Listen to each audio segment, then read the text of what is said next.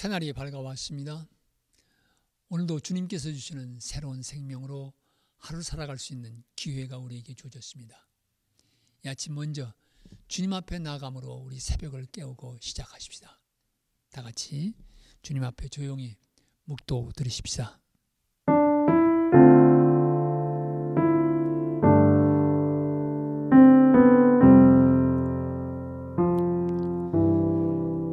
아멘. 찬송가 465장 같이 부르십시다. 찬송가 465장 주 믿는 나 나무 위에 진실하고 이 찬송 같이 부르십시다.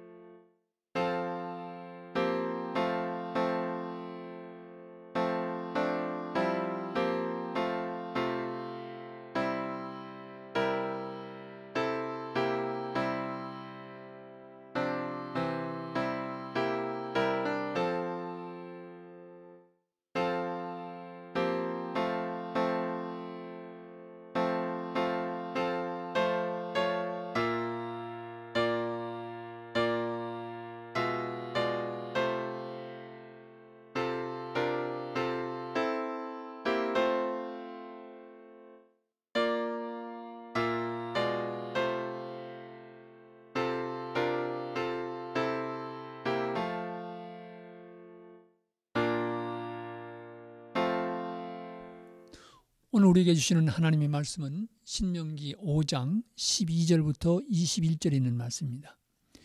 신명기 5장 12절부터 21절의 말씀 우리 같이 봉독하십시다.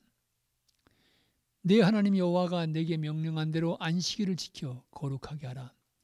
엿새 동안은 힘써 내 모든 일을 행할 것이나 일곱째 날은 내 하나님 여호와의 안식일인즉 너나 내 아들이나 내 딸이나 내 남종이나 내 여종이나 내 소나 내 낙이나 내 모든 가축이나 내 문 안에 유하는 객이라도 아무 일도 하지 못하게 하고 내 남종이나 내 여종에게 너같이 안식하게 할지니라.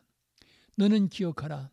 내가 애굽 땅에서 종이 되었더니 내 하나님 여호와가 강한 손과 편팔로 거기서 너를 인도하여 내었나니 그러므로 내 하나님 여호와가 내게 명령하여 안식일을 지키라 하느니라. 너는 내 하나님 여호와께서 명령하신 대로 내 부모를 공경하라. 그리하면 내 하나님 여호와가 내게 준 땅에서 내 생명이 길고 복을 누리리라. 살인하지 말지니라. 간음하지 말지니라. 도둑질하지 말지니라. 내 이웃에 대하여 거짓 증거하지 말지니라. 내 이웃의 아내를 탐하지 말지니라. 내 이웃의 집이나 그의 밭이나 그의 남종이나 그의 여종이나 그의 소나 그의 낙이나 내 이웃의 모든 소유를 탐내지 말지니라. 이 아침 우리에게 주시는 하나님의 말씀입니다. 어제 우리는 신명기 5장에서 십계명이 주어지는 배경을 살펴보고 또 특별히 하나님과의 관계에서 주어지는 첫 번째, 두 번째, 세 번째 계명을 잠시 생각해 보았습니다. 또 우리 십계명이 다른 민족들이 가지고 있는 도덕 법규에 어떤 의미에서 다른가? 하나님께 대한 신앙 안에서의 삶의 명령이 함께 포함되어 있다는 면에서 다른 주변 민족, 우상을 숭배하는 민족과 다른 점을 우리가 살펴보았습니다. 그리고 그렇기 때문에 이 명령 앞에서 우리에게 어떤 옵션이 있는 것이 아니고 우리는 하나님 백성으로 순종하는 것이 요청된다. 이런 말씀을 드렸습니다. 여러분, 십계명은 하나님과의 관계에서 어떤 삶을 살아야 될 것인가를 1계명부터 4계명까지 말씀하고 있고, 사람과 사람과의 관계에서 어떤 삶을 살 것인가 5계명부터 10계명까지 있습니다. 한마디로 말하면 하나님을 향한 믿음과 하나님을 믿는 그 믿음을 가지고 있는 백성으로 어떻게 살아야 될 것인가 라고 하는 삶의 윤리와 도덕이 함께 있는 계명이라고 말할 수가 있습니다. 여러분, 이 하나님을 향한 고백 가운데서 중요한 것이 우상을 섬기지 말라, 하나님의 형상을 만들지 말라고 하는 말씀입니다. 그런데 이렇게 이스라엘 백성들에게 우상 숭배를 경고하고 형상을 만들지 말라고 하는 가장 중요한 것은, 그 이유는 하나님은 유일하신 하나님이시기 때문입니다.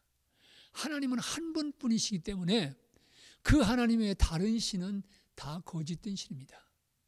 그렇기 때문에 하나님은 한 분밖에 안 계신 유일하신 하나님이시기 때문에 이 하나님의 명령을 따르고 이 하나님의 뜻을 귀중히 여기는 것이 하나님의 백성 도리인 것을 십계명은 또한 분명히 말하고 있습니다. 우상 숭배하지 말라, 이 모든 것들은 더군다나 하나님 질투하신 하나님이라는 이 말씀은 하나님만 섬길 것을 요청하는 성경의 하나님의 모습을 우리에게 얘기해 주고 있습니다. 그분만이 살아계신 하나님, 유일하신 하나님이시라고 성경은 분명히 증거하고 있습니다. 이 하나님과의 관계 속에서 오늘 본문에 주어지는 하나의 중요한 계명이 안식일을 지키라고 하는 것입니다. 출애굽기에 보면 하나님께서 엿새 동안에 세상 모든 만물을 만드시고 제7일에 쉬셨기 때문에 너희도 쉬어야 된다, 이렇게 말씀하고 있습니다. 그런데 이 신명기에 보면은 이 안식일을 지켜야 되는 또 하나의 중요한 이유가 기록되어져 있습니다. 창조의 모티브, 하나님께서 세상 모든 만물을 만드시고 쉬셨기 때문에 우리도 쉬어야 된다 얘기할 수 있습니다. 그러나 여기에서는 하나님께서 너희를 애굽 땅 종되었던 곳에서 건져냈다고 하는 것, 그러기에 안식일은 바로 그 하나님의 구원의 역사를 기억하는 것이라고 기록하고 있습니다. 하나님께서 천지 만물을 지고 쉬신 것과 함께 하나님께서 그 백성들을 애굽 땅에서 건져내신 것을 기억하고 이날에 안식하라고, 그 구원의 하나님을 기억하라고 성경은 말하고 있습니다. 그리고 이 안식이라고 하는 것은 이스라엘 백성뿐만 아니라 종들, 지나가면서 머무는 객들일지라도 안식일을 지킬 것을 말씀하고 있습니다. 이 안식일을 지키라고 하는 명령이 우리에게 특별히 다가오는 이유 가운데 하나는, 여러분, 이어서 주어지는 5계명부터 10계명까지는 대개 도덕적이고 윤리적인 계명들입니다. 그런데 이 안식일을 기억하여 거룩히 지키라고 하는 것은 인간이 하나님 앞에서 건강하게 살길 원하시는 하나님의 배려가 또한 이 계명 속에 담겨져 있습니다. 그렇기 때문에 이것은 아주 이스라엘 백성들이 가지고 있는 독특하고 특별한 계명이었다고 말씀드릴 수 있습니다. 후대 예언자들에 가보면 어떤 예언자들은 안식일을 지키는 것이 너희가 하나님 백성된 아주 중요한 사인인 것을 기억해 하는 것도 볼 수가 있습니다. 세상의 사람들과는 달리 안식일을 지킴으로 창조의 하나님, 구원의 하나님을 기억하고 그날에 쉬어라. 여러분, 인간이 건강하게 사는데 쉼이 필요합니다. 1년 360일 쉼 없이 일한다고 생각해 보면 여러분 얼마나 부담스럽습니까? 그런데 하나님께서는 인간이 쉬어야 될 것을 아시고 쉼의 길을 안식일을 통해서 주신 것을 볼 수 있습니다. 인간이 건강하게 살기를 원하시는 하나님의 사랑의 배려가 바로 이 안식일을 기억하여 쉬라고 하는 명령 속에 담겨져 있다고 하는 것입니다. 그렇기 때문에 이 네 번째 계명은 도덕률이라기보다는 이것은 생명률이다, 이렇게 말하는 분도 있습니다. 생명을 건강하게 지켜가려는, 그렇게 원하시는 하나님의 사랑과 배려가 이 계명 속에 담겨져 있다, 이렇게 볼 수가 있습니다. 바로 이 쉼을 통해서 하나님께 대한 믿음과 사랑을 다시 회복하고, 또 우리의 육신도 피곤함을 회복하고 다시 새롭게 살아가는 길을 걸어갈 수가 있게 되는 것입니다.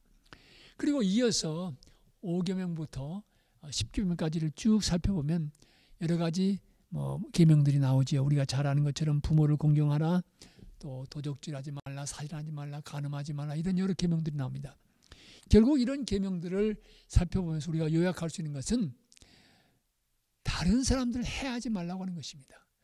인간과 인간과의 관계에서 그 관계를 깨뜨리는 해악을 범하지 말라는 것입니다. 도적질하는 것, 상대방의 물건을 빼앗는 것이, 몰래 가져가는 것이죠. 살인하는 것, 생명을 손상케 하는 일이죠. 간음하는 것, 가정을 깨뜨리는 일이죠. 그래서 우리 감리교에서 흔히 하는 말은 do no harm, 해를 끼치지 말라는 거예요.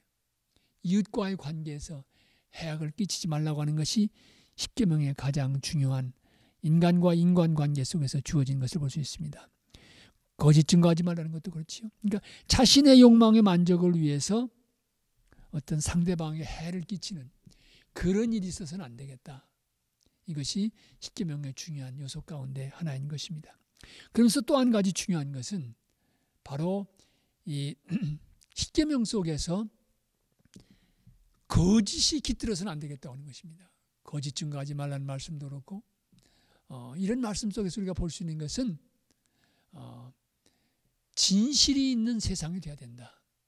거짓이 깃들기 시작하면 여러분, 인간과 인간관계에서 가장 두려운 것이 믿음이 무너지는 것입니다. 신뢰가 깨어지는 것입니다.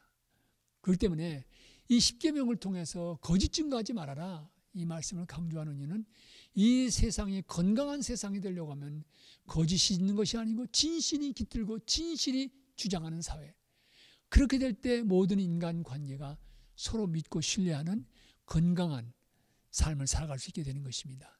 상대방을 해하지 말고 또한 진실을 지켜가라 라고 하는 것이 10계명의 여러 계명 속에 나타나 있는 하나의 중요한 모습이라고 볼 수 있습니다. 그리고 물론 가정에 대한 하나님의 배려도 여기 있습니다. 내 부모를 공경하라는 것이죠. 이것을 약속 있는 첫 계명이라, 부모를 공경할 때 하나님께서 복을 내려주신다는 약속의 말씀을 우리가 보게 되는 것입니다. 이런 10계명을 통해서 우리는 하나님의 백성으로 이 세상, 오늘의 이 시대를 살아갈 때 도전도 있고 어려움도 있지만 그러나 하나님의 구원의 은혜를 경험한 백성이기 때문에 이 주님의 명령을 따라 살아가는 삶이 우리에게 요청되는 것입니다. 우리가 정말 주님의 말씀에 따라서, 주님의 명령을 따라서 진실되고 거룩한 이 삶을 살아가면 세상은 변화될 수 있습니다. 세상은 조금 더 밝아질 수가 있습니다. 그래서 오늘 이 10계명을 우리가 묵상하면서 오늘 우리에게 준 하루하루의 삶도 하나님의 은혜를 받은 백성으로 그 은혜에 대한 감사로 하나님께 대한 계명을 지키고, 그리고 그 은혜에 대한 감사로 이웃과 형제, 자매와의 관계 속에서 주님이 원하시는 그런 해하지 않고 진실을 지켜가는, 이것이 신약에 와서는 조금 더 긍정적이고 적극적인 걸로 바뀌어서 사랑하라, 주님이 말씀하시는 거죠. 그런 삶을 살아갈 때 참으로 이 시대에서 우리 그리스도인들이 살아야 될 삶의 모습이 아닌가 생각되어집니다. 오늘 하루도 이 말씀 붙들고 주님과 동행하시는 복된 인생 걸어가시기를 진심으로 기원합니다. 우리 같이 기도하십시다. 하나님, 새날 주신 것 감사합니다. 오늘도 우리 앞에 도전과 어려움이 있는 삶을 살아가게 되는데 도와주시옵소서. 주님께서 우리에게 주신 계명을 기억하면서 하나님 충성스럽게 섬기고 또한 이웃을 사랑하며 섬기는 복된 인생을 살아가게 하옵소서. 우리 모두가, 우리 갈보리교회 속한 모든 성도들이, 아니 이 방송을 듣는 모든 분들이 바로 오늘 하루 세상 속에서 빛의 자녀로 살아갈 수 있게 해주시옵소서. 주님 원하시는 뜻에 순종하며 살아갈 수 있는 우리 모두가 되게 해주시옵소서. 이런 주님의 백성들을 통해서 세상이 조금 더 밝아지고 세상이 보다 주님께서 원하시는 세상으로 변화되어 갈 수 있도록 도와주시옵소서. 오늘 하루도 있는 곳에서 어떤 상황을 만났는지 주님 손 붙잡고 걸어가는 승리의 길 가게 하옵소서. 우리 주님 예수 그리스도를 받들어 기도합니다. 아멘. 하늘에 계신 우리 아버지여, 이름이 거룩히 여김을 받으시오며 나라 임하옵시며 뜻이 하늘에서 이루어진 것 같이 땅에서도 이루어지이다. 오늘날 우리에게 일용할 양식을 주옵시고 우리가 우리에게 죄진 자를 사하여 준 것 같이 우리 죄를 사하여 주옵시고 우리를 시험에 들게 하지 마옵시고 다만 악에서 구하옵소서. 대개 나라와 권세와 영광이 아버지께 영원히 있사옵나이다. 아멘.